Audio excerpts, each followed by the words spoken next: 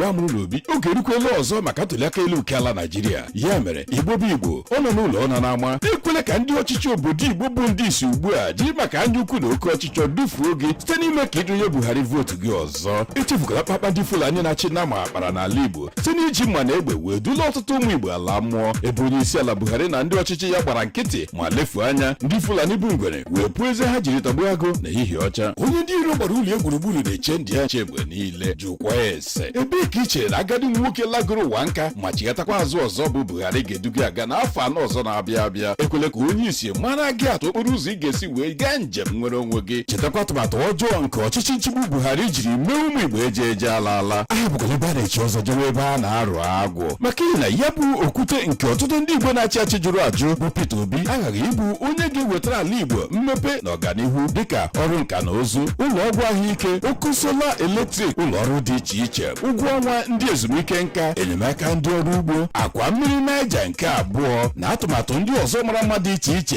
ga-eme ka ala Igbo bụrụ akwa akwụrụ. Ejighị enyele ihe agba n'aka anya ma ọ kachara acha ihe ọma onye na-eme ka ekwe na-akpọ ya ahịa dị mma na-ere onwe ya. Ọhaneze maara kpọmkwem ọrụ ọma Peter Obi rụrụ mgbe ọ chịrị Anambra. Ekwere ka ndị uje na mmụọ uje na mmadụ dufuo gị site n'ibunye gị akpa naira Ghana must go ji na agwa tinyekwara akpa rice ka ị wee tụnye Buhari na ndị otu ya vootu gị. Ụmụ Igbo zukọta n'ọnụ ka anyị buru okwu ma tụnyekwa Atiku Obi kampen maka anyụkọ mmanụ ọnụ ọgbụ ụfụfụ. Okwute ndị Igbo bụ Peter Obi ka anyị ga-eso. Ọ bụ ndị otu Nation Builders Network USA mere ka ị mata nke a.